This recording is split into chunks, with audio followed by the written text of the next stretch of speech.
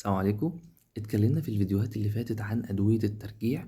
النهاردة هنتكلم عن التهابات المعدة وازاي بتحصل التهابات المعدة واللي ممكن توصل لقرحة، وازاي نتفادى الكلام ده من سلوكيات حياتنا.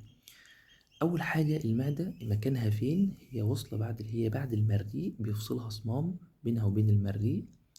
المعدة هي اللي بتهضم الطعام بتاعنا. هي لها وظائف كتير جدا. طيب، بالنسبة بقى ايه اللي يتعبها؟ الصمام ده اولا كده هو محور الكلام. الصمام ده او اللي هنشبهه بالبلف، ده اللي بيفتح ويقفل. يفتح لما الاكل هينزل من المريء للمعدة، ويقفل لما الاكل ينزل المعدة، عشان ده يحافظ على ان الاكل يكون موجود في المعدة وما يرجعش على صدرك. طيب، دي حاجة مهمة جدا ناخد بالنا منها. ايه بقى اللي يبوظه ويخلي الاكل يرجع؟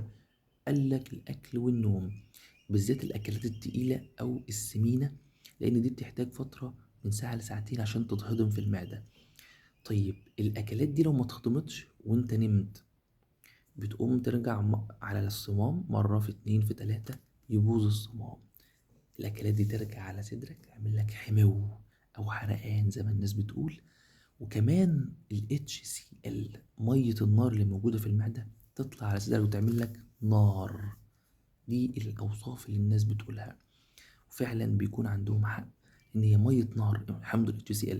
طب ليه مية نار موجودة في معدتي؟ ليه وظائف كتير طبعا، بيساعد على هضم الطعام، وبيموت بكتيريا وأنواع بكتيريا كتير، بيحمينا من حاجات كتير. لكن وهو في مكانه، لو طلع بره مكانه الطبيعي يضر.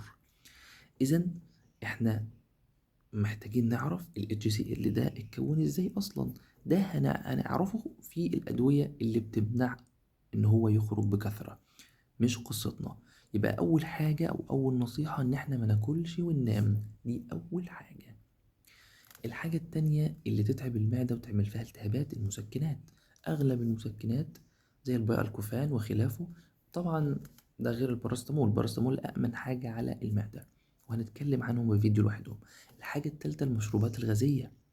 المشروبات الغازية زي البيبسي والكوكا كولا، وطبعا احنا مقاطعين اليومين دول. الحاجة الرابعة، وهي التوتر والقلق والعصبية.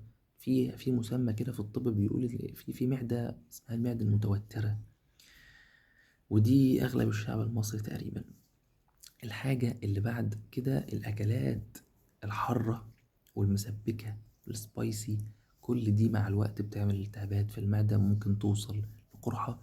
وطبعا آخر حاجة، وهي جرثومة المعدة، وليها فيديو لوحدها. دي بقى مرض بكتيريا، دي حاجة بتصيب المعدة. لكن اللي أقدر أتحكم فيه هي السلوكيات بتاعتي. أول حاجة، أتجنب النوم بعد الأكل. تاني حاجة، أتجنب كثرة المسكنات، طبعا إلا في الضرورة.